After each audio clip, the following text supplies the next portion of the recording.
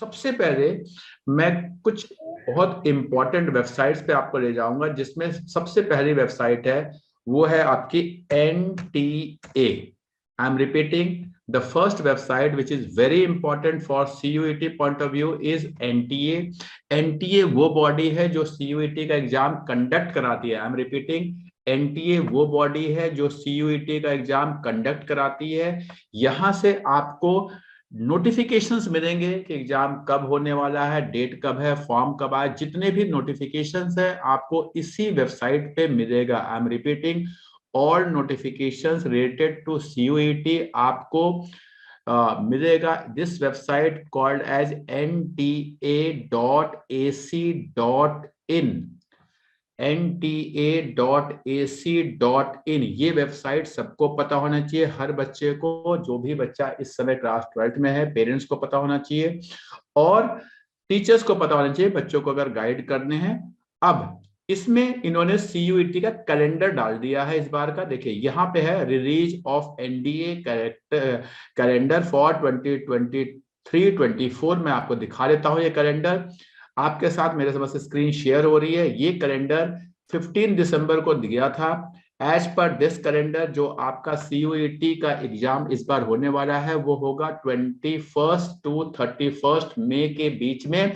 एक डेट नहीं होगी, हर बच्चे को अलग अलग डेट मिलती है। आपको जो डेट मिलेगी उस डेट पे जाके आपको एग्जाम देना है। आई एम रिपीटिंग, 21 to 31 मई के बीच में आपकी कोई एग्जाम डेट आएगी, उस डेट पे जाके आपको एग्जाम देना है। यहाँ पे ये रिजर्व डेट रखते हैं। रिजर्व डेट किसे रखा जाता है कि अगर कोई डेट कैंसिल हो गई किसी वजह से, कोई मान लो कोरोना की वजह से या technology, because this is a technology based exam, कोई एग्जाम अगर कैंसिल हो गया, कोई पेपर आउट हो गया, कुछ हो गया, तो अगर जिसको डेट मिली है मान लो 21 या 23 या 25 को डेट मिली होगी आपको एग्जाम देने के लिए, आप जाओगे। उस दिन अगर कोई प्रॉब्लम होती है तो आपका एग्जाम 1 to 7, दैट मीन्स वो बच्चा जो 12th में है और CUET दे रहा है उसको ये ध्यान रखना है कि 21 से लेके 7 जून तक, 21 मई से लेके 7 जून तक आपको कहीं बाहर नहीं जाना। आपका जो भी इसी बीच में एग्जाम हो जाएगा। एक चीज ये बहुत इंपॉर्टेंट है, ये मैंने आपके साथ शेयर कर दिया। Now second website which is very important for CUET point of view is CUET.samarth.ac.in। I am repeating, CUET.samarth.ac.in। ये वेबसाइट हर बच्चे को, हर पेरेंट को पता होना चाहिए। मैं अभी इसके होम पे जा रहा हूं। जब आप CUET.samarth.ac.in खोलेंगे तो आपको इस तरह से आपको एक वेबसाइट मिलेगी। ये इंफॉर्मेशन बुलेटिन है, मैं इसको खोल के आपको दिखा देता हूं। But this information bulletin is of 2022, अभी 2023 का आया नहीं है। जब आएगा तो जो क्वेरीज होती है कि सर फॉर्म भरते समय क्या करें, किन बातों का ध्यान रखें, सिग्नेचर कैसे अपलोड करें, पिक्चर कैसे अपलोड करें, फीस कितनी है, स्लॉट कैसे सेलेक्ट करना है, वो सारा आपको यहाँ मिलेगा। ये ओल्ड है इसलिए मैं इस पर बहुत ज्यादा टाइम नहीं दूंगा। ये पिछले साल का है, अभी इस साल का रिलीज नहीं हुआ है। जैसे रिलीज होगा आपको वैसे मैं ग्रुप्स पे बता दूंगा, लेकिन आपको याद रखना है ये इंफॉर्मेशन बुलेटिन आपको यहां से मिल जाएगा। यहाँ पे ये इंफॉर्मेशन। दूसरा, फॉर्म भरते समय, भरने से पहले आप हर बच्चे को एप्लीकेशन गाइड जरूर पढ़ना है। यहाँ पे देखिए एप्लीकेशन गाइड आपको स्टेप बाय स्टेप ये बताता है कि पहले कहाँ लॉग इन करो, कैसे OTP आएगा, डेट ऑफ बर्थ कौन सा डालना है, आधार कार्ड, और अगर आपके 10th के मार्कशीट में डेट ऑफ बर्थ में डिफरेंस है तो क्या करना है। Every step, step by step सब कुछ इसके अंदर बताया हुआ है। फर्स्ट स्टेप पे क्या होगा, सेकंड स्टेप पे क्या होगा, थर्ड स्टेप पे क्या होगा, आपको इसको पढ़ के तभी भरना है। मैं इस पे डिटेल में क्यों नहीं जा रहा हूं, क्योंकि ये भी लास्ट ईयर का है। लास्ट ईयर जो फॉर्म का, हो सकता है कि इस बार फॉर्म भरते समय कोई चेंज आए, तो वो जब अपलोड हो जाएगा करंट ईयर का तो मैं आपको बता दूंगा। लेकिन सिंस आज आपने ज्वाइन किया, हो सकता है फ्यूचर में आप ज्वाइन ना कर पाए, तो आपको पता है फॉर्म भरने से पहले इंफॉर्मेशन बुलेटिन और एप्लीकेशन गाइड जरूर पढ़ना है before filling the form. Now अब कुछ क्वेश्चंस आते हैं कि सर हमारा सिलेबस क्या होगा। नाउ जब मैं सिलेबस की बात करता हूं तो देखो यहाँ पे सिलेबस है, इसको आपको क्लिक करना है। जैसे ही क्लिक करोगे, जिस भी सब्जेक्ट की आप बात करोगे वो सब्जेक्ट का सिलेबस यहाँ पर है, आप यहाँ से डाउनलोड कर सकते हो। वैसे मैं आपके एग्जांपल के लिए बता रहा हूं, आपका syllabus class 12th NCERT. I'm not saying class 12th CBSE. Class 12th CBSE is something else.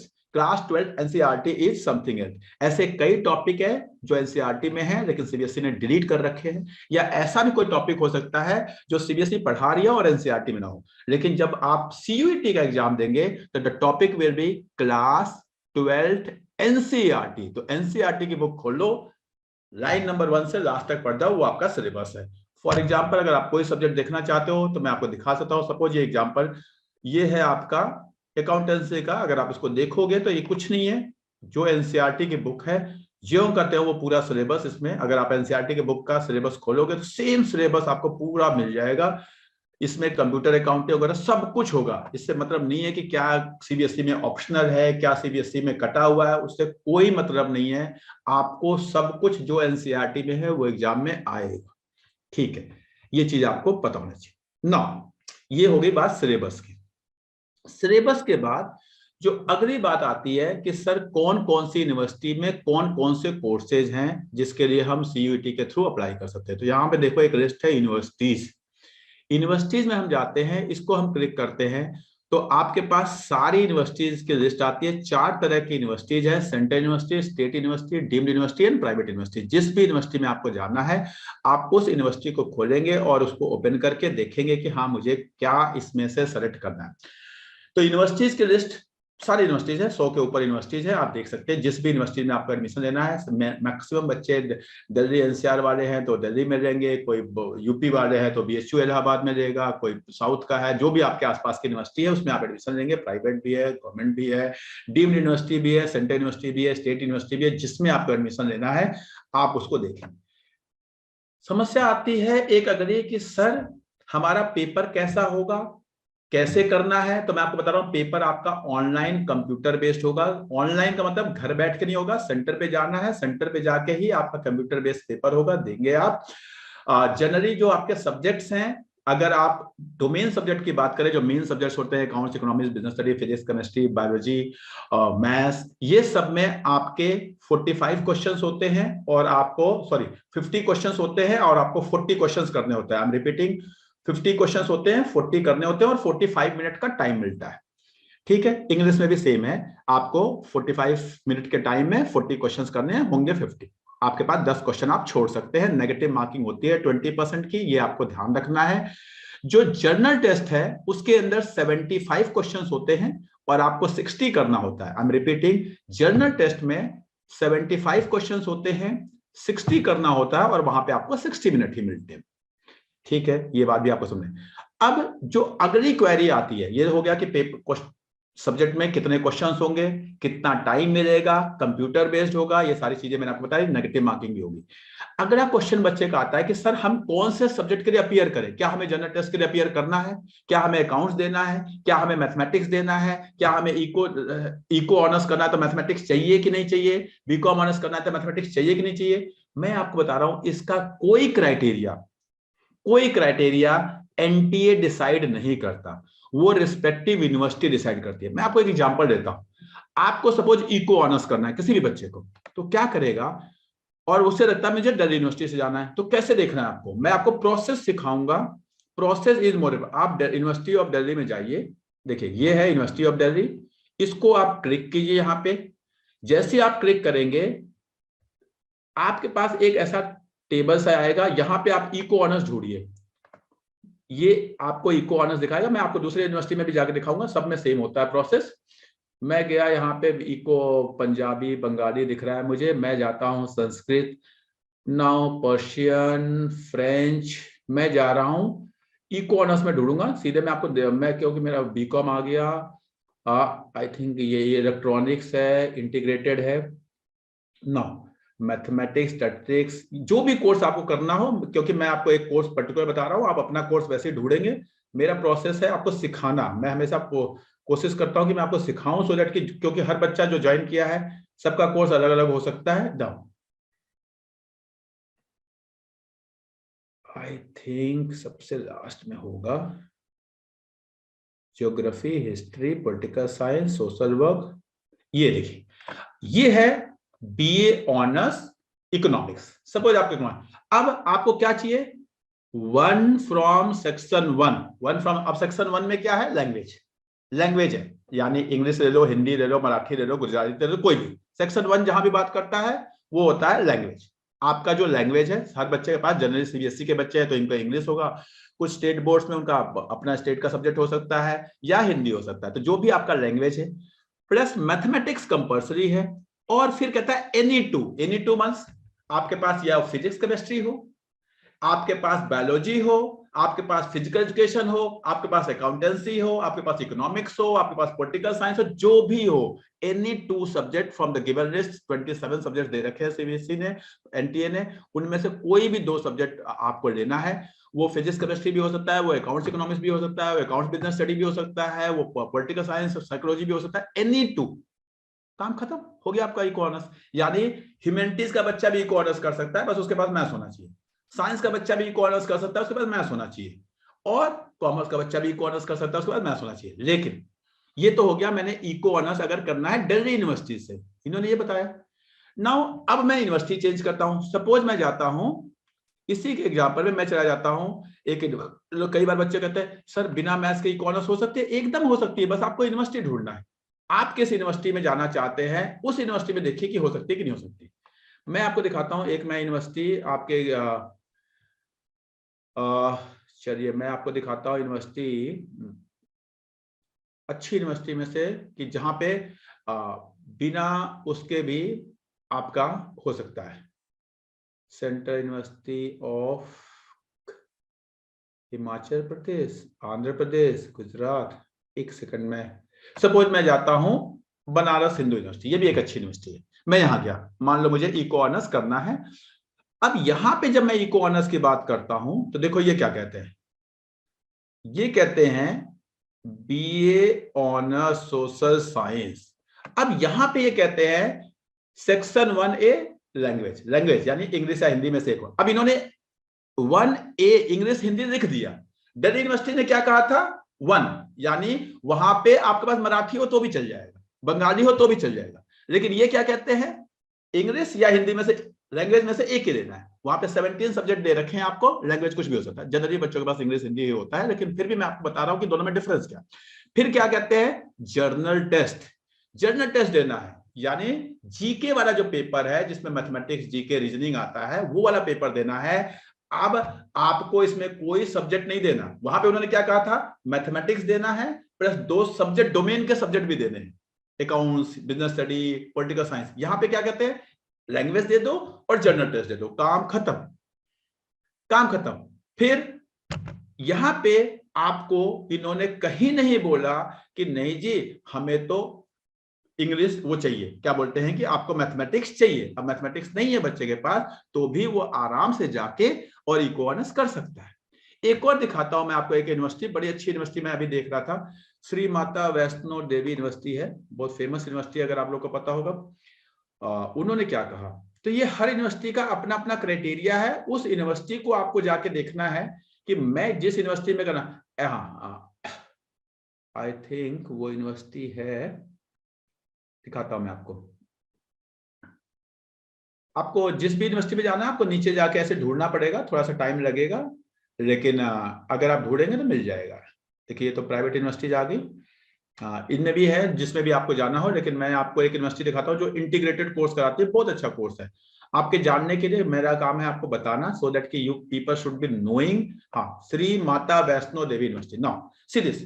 अब कई बार टीचर्स बच्चे बता देते हैं नहीं जी आपके पास मैथमेटिक्स नहीं है तो आप इको ऑनर्स नहीं कर सकते। नहीं जी, एकदम कर सकते। देखिए ये क्या कहते हैं, यहां देखिए मैं आपको दिखाता हूं, यहां दिखाया हुआ है BA honours English, MA honours English, और इको का भी कहीं था, ये इंग्लिश है, फिलोसफी। ये देखिए BA honours, MA honours economics, इनका इंटीग्रेटेड कोर्स है, बीए एंड एमए इंटीग्रेटेड होता है, 5 ईयर का।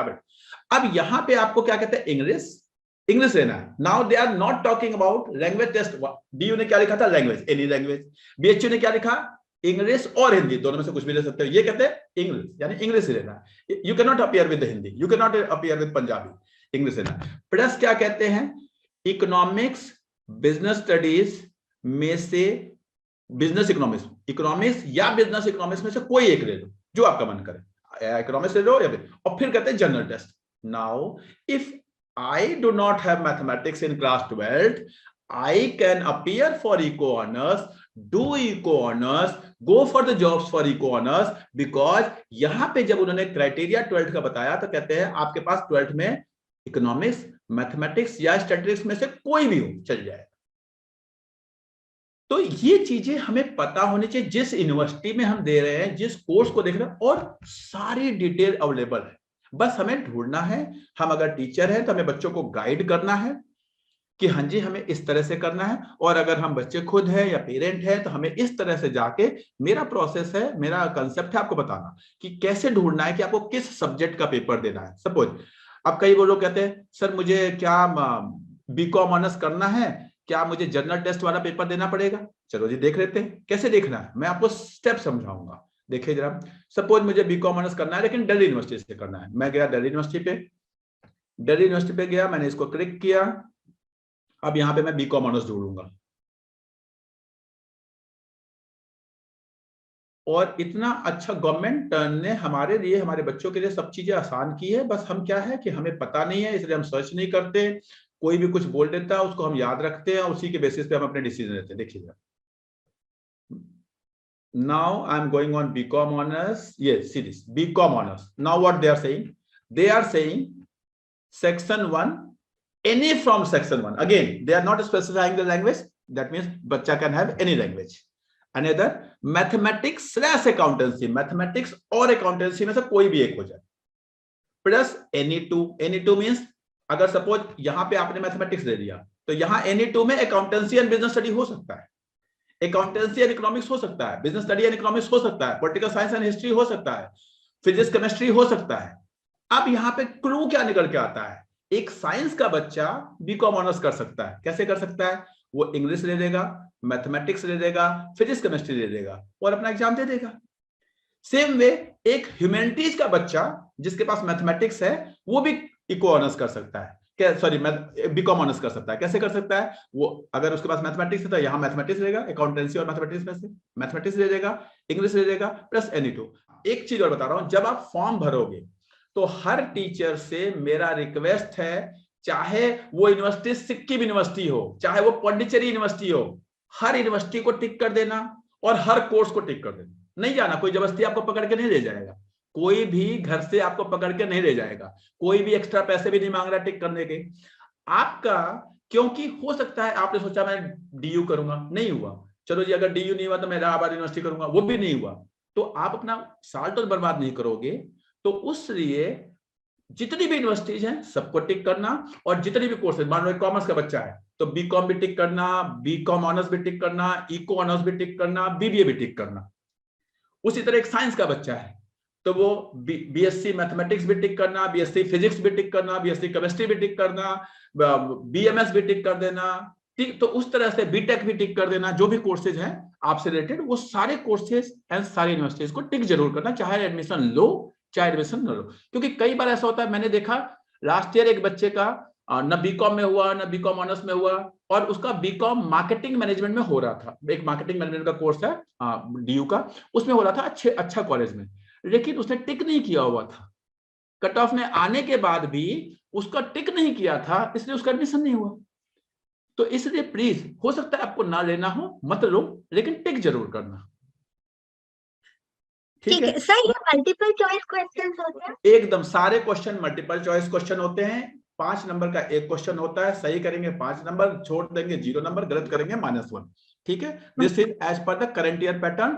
नेक्स्ट ईयर में अगर हो सकता है 5 की जगह 4 का कर दें, या क्वेश्चन नंबर और बढ़ा दे घटा दे तो अलग बात है, लेकिन जो अभी पेपर आया था 2022 में, उसमें आपके सब्जेक्ट्स में क्वेश्चंस थे 50, आपको करने थे 40 और 45 मिनट का टाइम था।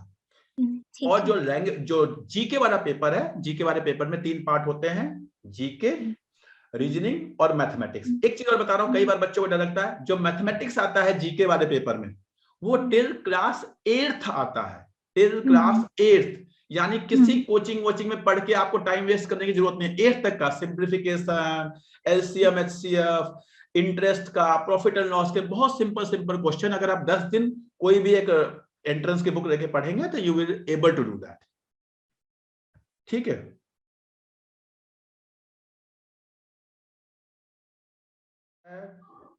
Bio honours from Delhi university. नो, Anchal Kumari bio honours from Delhi university. चलिए मैं आंचल के क्वेश्चन का आंसर दे रहा हूं। अगर bio honours from Delhi university करना है तो आंचल को क्या करना पड़ेगा? सब लोग सीखे, आप लोग का भी प्रोसेस ऐसी है। अपना कोर्स देखो, पहले सबसे पहले दिल्ली यूनिवर्सिटी में जाओ। दिल्ली यूनिवर्सिटी में जाने के बाद आपको यहाँ पे बीएससी ऑनर्स बायो ढूंढना है।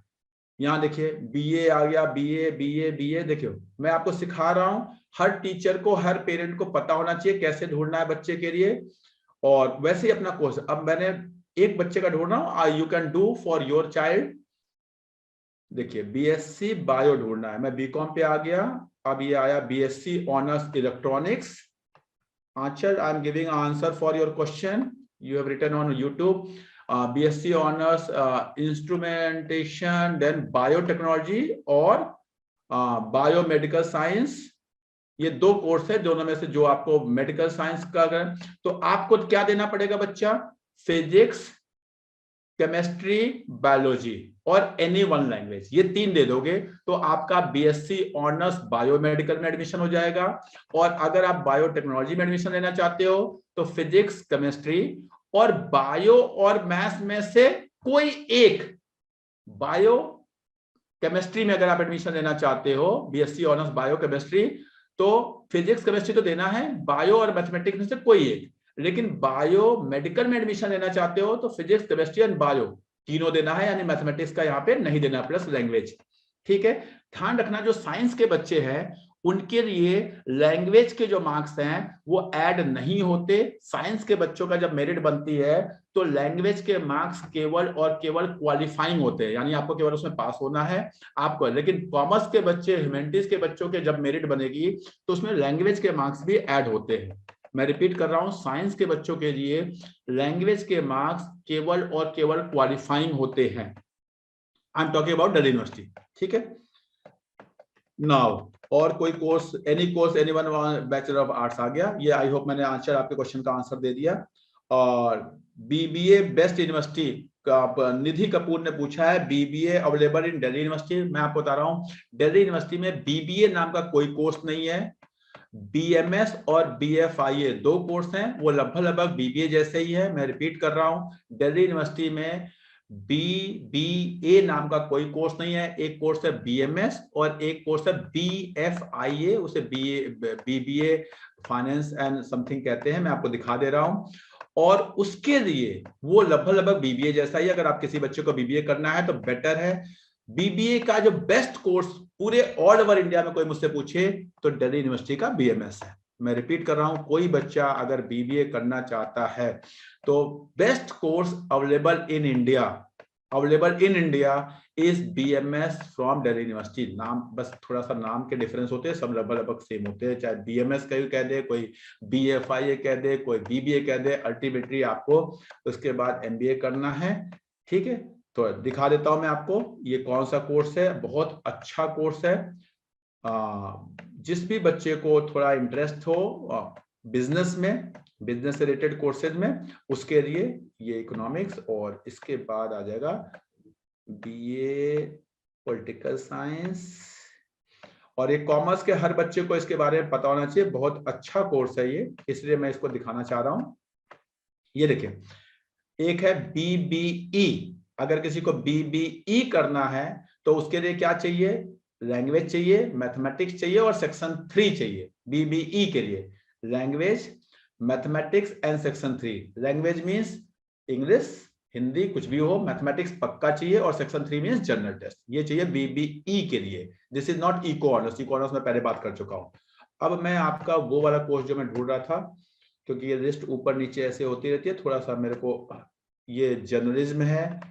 जर्नलिज्म के लिए भी सेक्शन, अच्छा एक चीज बता रहा हूं, देखिए कई बार जर्नलिज्म को कहते हैं, जर्नलिज्म के लिए भी जीके की जरूरत नहीं है। आपके पास क्या ऑप्शन है? एक ऑप्शन ये है कि आप इंग्लिश प्लस एनी 3 दे दो। Any 3 means accounts, economics, business study, political science, history और समथिंग जो भी आपके पास सब्जेक्ट है, मैथमेटिक्स, फिजिक्स, केमिस्ट्री दे दो, आप जर्नलिज्म में एडमिशन दे सकते हो। दूसरा ऑप्शन क्या है?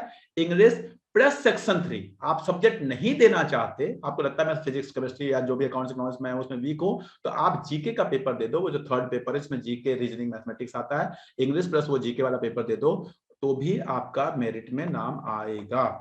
नाउ मैं एक और कोर्स आपको दिल्ली यूनिवर्सिटी का बताना चाह रहा हूं, ये बहुत ही अच्छा कोर्स है, बीए ऑनर्स, जिसे हम कहते हैं बीएमएस। बहुत ही प्यारा कोर्स है, हर बच्चे को, हर टीचर को पता होना चाहिए। इसके लिए इंग्लिश, मैथमेटिक्स और सेक्शन 3 चाहिए, इंग्लिश, मैथमेटिक्स और सेक्शन 3 चाहिए। और ये जो बीबीए फाइनेंस इन्वेस्टमेंट एनालिसिस है, इस कोर्स का नाम एक्चुअल में बीएफआईए कहते हैं, बीएफआईए, बैचलर ऑफ फाइनेंस, ठीक है, एंड इन्वेस्टमेंट एनालिसिस। ये भी बहुत अच्छा कोर्स है। इन दोनों कोर्सेज के लिए आपको लैंग्वेज, मैथमेटिक्स और सेक्शन 3 चाहिए। एक चीज और बता रहा हूं, मैथमेटिक्स यहाँ पे आपको 2 बार देना पड़ेगा। कैसे देना पड़ेगा? एक तो मैथमेटिक्स ये हो गया, प्लस सेक्शन 3 में भी मैथमेटिक्स है। सेक्शन 3 में इंग्लिश, सॉरी, रीजनिंग, जीके और मैथमेटिक्स आता है। जो ये मैथमेटिक्स है, जो मैथमेटिक्स जहां लिखा होगा, that will be class 12th mathematics, जो भी आपने 12th में पढ़ा, नॉट 11th, 12th की जो मैथमेटिक्स आप पढ़ रहे हो वो यहां देना होगा डोमेन में। प्लस सेक्शन 3 में जो मैथमेटिक्स आएगा वो क्लास 8th तक की मैथमेटिक्स आएगी, बहुत सिंपल वाली मैथमेटिक्स, कैलकुलेशन एंड ऑल। तो सेक्शन 3 में आपको 8th तक की मैथमेटिक्स आएगी, और जहां मैथमेटिक्स लिखा है वो क्लास 12th की मैथमेटिक्स आएगी। तो आई होप मैंने इस क्वेश्चन का आंसर दे दिया। BBA available in Delhi university, जिसने पूछा था। BCA from Gujarat University, currently doing 12th commerce with computer science. Yes, you can do BCA। लेकिन मैं हमेशा कहता हूं बेटा, जो भी बच्चा BCA करता है, जब जॉब में जाता है, इंटरव्यूज में जाता है, तो उसका कंपटीशन बीटेक वाले बच्चों से होता है। जब कहीं भी कंप्यूटर की वैकेंसी निकलती है तो वहां पे, तो इसलिए थोड़ा सा आप लोगों को डिसएडवांटेज होता है। मैं ये नहीं कह रहा, आप अगर देखेंगे बहुत बड़े बड़े इंडस्ट्रिस्ट को, इवन आई थिंक जो आपके TCS के हेड हैं, उन्होंने भी BCMCA ही किया हुआ है। लेकिन BCA वाले बच्चों को थोड़ा सा, क्योंकि आजकल बीटेक के कंप्यूटर साइंस के इतने ज्यादा बच्चे मार्केट में हैं, तो अगर एक एम्प्लॉयर है, उसने एक इंटरव्यू लिया, उसको एक कंप्यूटर के लिए बच्चा चाहिए, जो कि, तो वो क्या करता है, कंप्यूटर लैंग्वेज वाला जो बीटेक वाला बच्चा है उसको वो हायर कर लेता है, और BCA वाले को हायर नहीं करता है। तो BCA वाले को थोड़ा सा डिसएडवांटेज होता है। तो मैं हमेशा कहता हूं कि अगर आपको BCA वगैरह करना है तो बेटर है कि आप साइंस लीजिए और बीटेक कीजिए, बेटर हुआ, ठीक है। Sir please tell about some college in Delhi university and campuses in DU as well. बेटा, दिल्ली यूनिवर्सिटी के कैंपसेस बहुत अच्छे हैं, हम इसके बारे में कभी बात करना होगा तो अलग से। रैना में पूछा है तो दिल्ली यूनिवर्सिटी के लगभग आप मुझसे पूछोगे तो सब कॉलेज ही अच्छे हैं, बहुत अच्छे कॉलेज है, बहुत अच्छा कोर्स है, बहुत अच्छा कैंपस है। बेस्ट कॉलेजेस के मैं नाम बता देता हूं आपको, क्योंकि हमारा ये सेशन मेनली CUET पे है। कभी आपको जरूरत हो तो you can take my number, you can call me Rehna. जब भी आपको मन करे आप मुझे कॉल करके बात कर सकते हो। मैं ये बात कर रहा हूँ, यूट्यूब पे बच्ची है। आपको बता रहा हूँ, Shri Ram college of commerce बहुत अच्छा है, लेडी श्री राम बहुत अच्छा है, उसके बाद हिंदू, हंसराज बहुत अच्छे कॉलेजेस है, उसके बाद आपका मिरिंडा हाउस बहुत अच्छा कॉलेज है, वेंकटेश्वरा बहुत अच्छा कॉलेज है, JMC बहुत अच्छा कॉलेज है, तो ये सब, किरोड़ीमल बहुत अच्छा कॉलेज है, रामजस बहुत अच्छा कॉलेज है। तो ये सारे बहुत अच्छे कॉलेज है, इनमें से कहीं भी आपका एडमिशन हो जाए, यू शुड बी हैप्पी। और हर बच्चे को कोशिश करना चाहिए कि अच्छे यूनिवर्सिटी में, अच्छे कॉलेज में एडमिशन हो जाए। पैसे बहुत कम लगते हैं, कैंपस बहुत अच्छा है, लर्निंग अपॉर्चुनिटीज बहुत है।